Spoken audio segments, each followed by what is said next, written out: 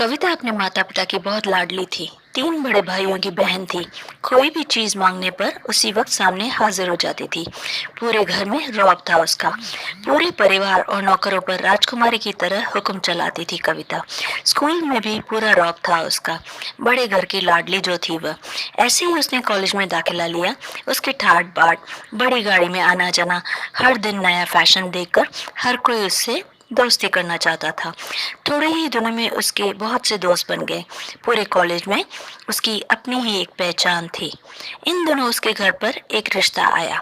खानदानी लोग थे और पापा की बहुत पुरानी जान पहचान थी उनके साथ। कविता के साथ कोई जबरदस्ती नहीं की गई थी, पर कविता ने फिर भी हाँ कर दी क्योंकि वह अपने परिवार से बहुत प्यार करती थी। वह जानती थी कि वह लोग उसका अच्छा ही सोचेंगे। लड़के का नाम राज था। राज काफी पढ़ा लिखा और समझदार लड़का था। ससुराल वाले भी बहुत अच्छे थे। ससुराल में कविता की जगह वैसी ही थी जैसे कि मायके में। कोई भी कार्य कविता की सलाह के बिना नहीं होता था। सबकी लाडली बहू बन गई थी वह। फिर उसके घर एक बेटे का जन्म हुआ। उसका नाम उन्होंने राहुल रखा था। राहुल कविता को जान से ज्यादा प्यारा था। पोता पाकर तो ससुराल वाले तो फूले नहीं समाते थे। कविता कभी कभी सोचती कि उसकी किस्मत कितनी अच्छी है। उसका हर अपना उसे कितना प्यार करता है। चाहे जीवन में कैसा भी समय आए, मेरे अपने हमेशा मेरे साथ हैं। मैं कभी अकेली नहीं हो सकती। कितनी खुशकिस्मत हूँ मैं। पर शायद कविता की खुशियों को उसकी अपनी ही नजर लग गई थी। एक दिन वह मायके जाने की जिद कर बैठी। राज को बहुत काम था लेकिन फिर भी उसे ले गया। रास्ते में उनकी गाड़ी एक अन्य गाड़ी से टकरा गई और उनका एक बहुत बड़ा एक्सीडेंट हो गया। कविता, राज और राहुल बहुत बुरी तरह से जख्मी हो गए। काफी दिनों के इलाज के बाद राज और राहुल तो ठीक हो गए, लेकिन कविता पूरी तरह से ठीक ना हो सकी। सर पर चोट लगने के कारण वह अपनी आंखों की रोशनी खो बैठी। अब कविता की किस्मत जैसे उल्टे पांव चलने लगी। मायके वाले कुछ दिनों तक तो उसे मिलने आते रहे। फिर कभी कभार फोन ही करते, उससे पूछ लेते कि अब कैसी हो। धीरे धीरे यह सिलसिला भी कम हो गया। ससुराल वाले भी सहानुभूति की कम कम होने लगी। घर में किसी को पास बैठने के लिए कहती तो जवाब मिलता, बहुत काम है, अब तो तुम भी हाथ नहीं बटा सकती। वह बहुत परेशान होने लगी कि ये ऐसा मेरे साथ क्या हो रहा है। राज भी धीरे धीरे चिड़चिड़ा हो गया था। बस एक राहुल ही था उसके साथ, जिसके साथ हंसते खेलते उसका वक्त गुजरता था। एक दिन कविता के हाथ से कुछ सामान गिर गया, जिसकी वजह से राहुल को हल्की सी चोट लग गई। कविता के सास ससुर ने राहुल को उससे अलग कर दिया कि कहीं उसके ना देखने की वजह से बच्चे को कोई नुकसान ना हो जाए। कविता अंदर से पूरी तरह टूट चुकी थी।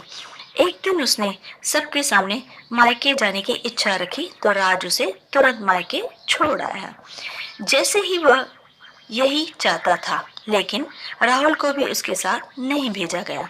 कविता कभी राहुल से दूर नहीं रही थी, पर अपनी कमी के कारण उसने ज्यादा बहस नहीं करना ही सही समझा और वह चुप हो गई। कविता को लगा कि वह 3-4 दिन वहां रहेगी तो थोड़ा हवा पानी बदल जाएगा, क्योंकि वह कितने दिनों से कहीं भी बाहर नहीं गई थी, अपने मायके तक नहीं गई थी। घर वाले भी इतने दिनों बाद उसे देखकर कितने खुश होंगे। कविता के घर पहुंचने पर सब लोग बहुत खुश हुए। खाने में सब कुछ कविता के पसंद का ही बना था। वह काफी चहक उठी सब लोगों से मिलजुल कर। उसने अपने मम्मी पापा और भाई भाभीयों से दिल खोलकर बातें की। उसके छोटे छोटे बच्चे भी बुआ के साथ घुल मिल गए थे और उसके साथ बैठ चुके थे। रात को सोने के वक्त जब वह कपड़े बदलने लगी तो उसे पता चला कि उसका बैग तो बहुत भारी है। उसे समझते देर नहीं लगी कि शायद उसे हमेशा के लिए ही यहाँ भेजा गया था, लेकिन वह बिल्कुल चुप हो गई क्योंकि अब तक उसे असलियत का पता नहीं था। वह सब समझ गई थी। वह बहुत उदास हो गई। कुछ दिनों तक तो सब ठीक रहा, फिर जैसे सब बदलने लगा। सबका व्यवहार बदल रहा था। वह लोग जैसे थक चुके थे उससे। सब लोग घूम फिरा कर पूछने लगे कि राज कब आ रहा है उसे ले जाने के लिए।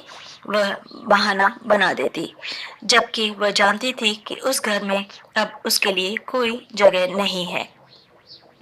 कविता से चलते वक्त कुछ न कुछ अनजाने में नुकसान हो ही जाता था, क्योंकि वह देख नहीं पाती थी, इसलिए वह कुछ कर भी नहीं पाती थी। थोड़ा बहुत टोका टोकी की आवाज तो उसे सुनाई देती थी, लेकिन वह अनसुना कर देती और उसे टाल देती थी। एक दिन उसके हाथ से लगकर एक कीमती फूलदान टूट गया। छोटी भाभी ने तो बहुत हंगामा मचाया, उसने पूरा घर सर पर ले लिया। कविता के माता पिता रोज रोज के झमेलों से तंग आ गए थे। उन्होंने राज को खुद से फोन कर दिया कि आकर कविता को ले जाओ। राज कविता को अपने घर ले गया। कविता को अपने परिवार वालों से ये उम्मीद ना थी कि जिस कविता के कहे बिना घर में एक पत्ता भी नहीं हिलता था, उस घर के लिए वह अब बोझ बन चुकी थी। राज के साथ ससुराल आते वक्त वह बहुत खुश थी, क्योंकि वह अपने घर वापस जा रही थी और अपने जिगर के टुकड़े राहुल से भी उसका इतने दिनों के बाद मिलना होना था। परंतु यह खुशी भी कुछ पलों की ही थी। सारा बंदोबस्त उन लोगों ने पहले से ही कर लिया था। कविता को सीधे ऊपर वाले कमरे में पहुंचा दिया गया। राहुल से दूर रहने की सख्त हिदायत दे गई थी, ताकि उसकी वजह से राहुल को कोई चोट ना लगे और उसका कोई नुकसान ना हो। एक काम वाली बाई लता को उसकी जिम्मेदारी सौंपी गई थी, जो उसके खाने पहनने जैसी जरूरतों का ध्यान रखती। कविता ज्यादातर अब बिल्कुल चुप रहने लगी।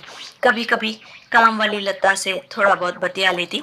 उसके जरिए राहुल का उसे पता चल जाता था कि आजकल क्या कर रहा है और कैसे जी रहा है। सबकी लाडली बेटी और बहू अब सबके लिए बोझ बन चुकी थी। भगवान ऐसा किसी के साथ ना करे। घर की लाडली से बोझ बन जाना क्या होता है, यह कोई उसी से समझ सकता है। हम आशा करते हैं आपको ये चैनल अच्छा लगा होगा और इसे सब्सक्राइब जरूर कीजिए। धन्यवाद।